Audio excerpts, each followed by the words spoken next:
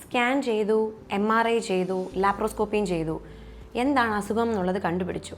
ചിലർക്കത് endometriosis ആണ്, ചിലർക്കത് adenomyosis എന്ന് പറഞ്ഞ മുഴയാണ്, ചിലർക്ക് ഫൈബ്രോയിഡ് എന്ന് പറഞ്ഞ മുഴയാണ്, ചിലർക്കത് ഇൻഫെക്ഷനാണ്, ചിലർക്ക് പോളിപ്പാണ്, ചിലർക്ക് ജന്മനാ യൂട്രസിലുണ്ടായ ഒരു വൈകല്യമാണ്, മറ്റു ചിലർക്ക് ഓവറിയിലുണ്ടായ ഒരു സിസ്റ്റാണ്. ഇനി അതൊന്നുമല്ല, മറ്റു ചിലർക്ക് ഒട്ടലുകളാണ്, മുൻപേ ഉണ്ടായ ഓപ്പറേഷൻസിൻ്റെ അല്ല ഇൻഫെക്ഷൻസിൻ്റെ ഒട്ടലുകളാണ്.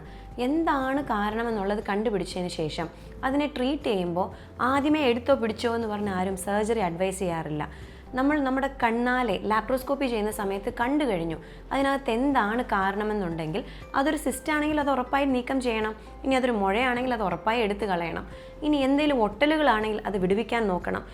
ഒപ്പം ഇനി ഒരിക്കലും അതുണ്ടാവാതിരിക്കാനുള്ള മാർഗങ്ങളും നമ്മൾ സ്വീകരിക്കണം. സോ മരുന്നുകളുടെ കാര്യം പറയുകയാണെങ്കിൽ ഒരുപാട് വേദന സംഹാരികൾ അവൈലബിൾ ആണ്. അതിൽ തന്നെ സ്റ്റിറോയിഡ് അല്ലാത്ത പെയിൻ കില്ലേഴ്സ് ഒരുപാടെണ്ണം അവൈലബിൾ ആണ്. അതിലേതാനുമാണ് മെഫെനമിക് ആസിഡും ഐബുപ്രൂഫൻ മുതലായവ. പിന്നെ ഇഞ്ചെക്ഷൻസ് അവൈലബിൾ ആണ്, അതും വേദന സംഹാരികളും അവൈലബിൾ ആണ്. ഒപ്പം ഹോർമോൺ ടാബ്ലറ്റ്സും ചിലർക്ക് കൊടുക്കേണ്ടി വരാറുണ്ട്. കറക്റ്റ് അനുപാതത്തിൽ ഈസ്ട്രജനും പ്രൊജസ്ട്രോണും അല്ലെങ്കിൽ ആൻറ്റി പ്രൊജസ്ട്രോൺ അല്ലെങ്കിൽ ആൻറ്റി ഈസ്ട്രജൻ അല്ലെങ്കിൽ പ്രൊജസ്റ്റിൻ വിഭാഗത്തിൽപ്പെട്ട മരുന്നുകൾ കൊടുക്കുന്ന സമയത്ത് കൃത്യമായി പീരീഡ്സ് വന്നു പോവുകയും അവർക്ക് ഒരുപാട് വേദനയിൽ ആശ്വാസം ഉണ്ടാവുകയും ചെയ്യാറുണ്ട്.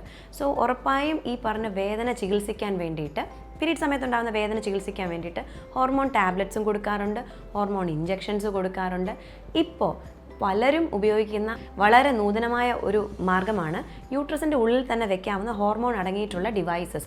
അതും ഉപയോഗിച്ച് വരാറുണ്ട്. പിന്നെ സെലക്റ്റഡ് കേസസിൽ GnRH അനലോഗ്സ് അഥവാ നമ്മളുടെ ബ്രെയിനിൽ നിന്നും ഉൽപ്പാദിപ്പിക്കുന്ന ഹോർമോൺസിനെ മിമിക് ചെയ്യുന്ന തരത്തിലുള്ള മരുന്നുകളും ഇഞ്ചെക്ഷൻസും ഉപയോഗിച്ച് വരാറുണ്ട്.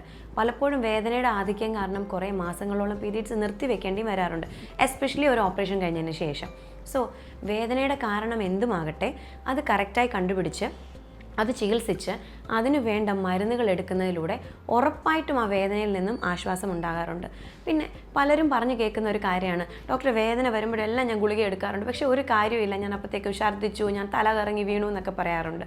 ആക്ച്വലി വേദന തുടങ്ങി നല്ലോണം മൂർച്ഛിച്ചതിന് ശേഷം പെയിൻ കില്ലർ എടുത്തിട്ട് കാര്യമില്ല. പെയിൻ കില്ലർ എടുക്കുന്നത് ചെറിയ വേദനയുടെ സ്റ്റാർട്ടിങ്, അല്ലെങ്കിൽ നമുക്ക് കറക്റ്റായിട്ട് പീരീഡ്സ് വരുന്നവരാണെങ്കിൽ അവർക്കറിയാം ഇന്ന ദിവസം പീരീഡ്സ് ആകും എന്നുള്ളത്. അതിൻ്റെ ഒരു ദിവസം മുന്നേ തന്നെ ഒരു ഗുളിക എടുത്താൽ ഓൾമോസ്റ്റ് 8 മണിക്കൂറോളം അതിൻ്റെ എഫക്റ്റ് ഉണ്ടാവും. സോ അങ്ങനെ ഒരു പെയിൻ കില്ലർ എടുത്ത് ആ വേദനയെ ഒത്തിരി മൂർച്ഛിക്കാൻ അനുവദിക്കാതെ അതിനെ മുളയിലെ നുള്ളുന്നതാണ് എപ്പോഴും നല്ലത്. പിന്നെ എല്ലാവർക്കും ട്രീറ്റ്മെൻറ്റ് ഒരുപോലെ അല്ല, എല്ലാവർക്കും ഒരേപോലെ ലാപ്രോസ്കോപ്പി അല്ല ചെയ്യേണ്ടത്, എല്ലാവർക്കും ഒരേപോലെ ആൻറ്റിബയോട്ടിക് അല്ല കൊടുക്കേണ്ടത്.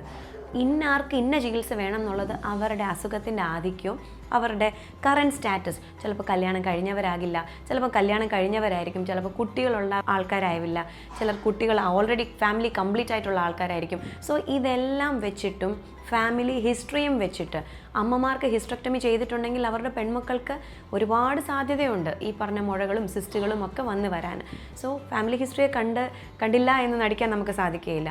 സോ ഓരോ വ്യക്തിയുടെയും കറൻറ്റ് സ്റ്റാറ്റസ്, അവർ ഏത് തലത്തിൽ നിൽക്കുന്നു, അവരുടെ എന്താണോ അപ്പോഴത്തെ അവസ്ഥ എന്നനുസരിച്ചിട്ടാണ് ട്രീറ്റ്മെൻറ്റിൻ്റെ ഓപ്ഷൻസ് ഡിസൈഡ് ചെയ്യപ്പെടുക. സോ അസുഖം എന്തുമായിക്കോട്ടെ ഉറപ്പായിട്ടും അതിന് ചികിത്സയുണ്ട്. പക്ഷേ ഒരു പനിയോ തലവേദനയോ ചികിത്സിക്കുന്ന പോലെ സ്വിച്ച് ഇട്ട പോലെ നമുക്ക് ഡിസ്മെനോറിയ ചികിത്സിക്കാൻ സാധിക്കുകയില്ല. അതിന് ഒരുപാട് നാളത്തെ ബഹുമുഖ ചികിത്സാ രീതികൾ നമ്മൾ ഉപയോഗിക്കേണ്ടി വരാറുണ്ട്, കൗൺസിലിംഗ് ചെയ്യേണ്ടി വരാറുണ്ട്, വർഷങ്ങൾ എടുക്കാറുണ്ട് ചിലപ്പോൾ ആ വേദന കംപ്ലീറ്റ് ആയിട്ട് മാറാൻ.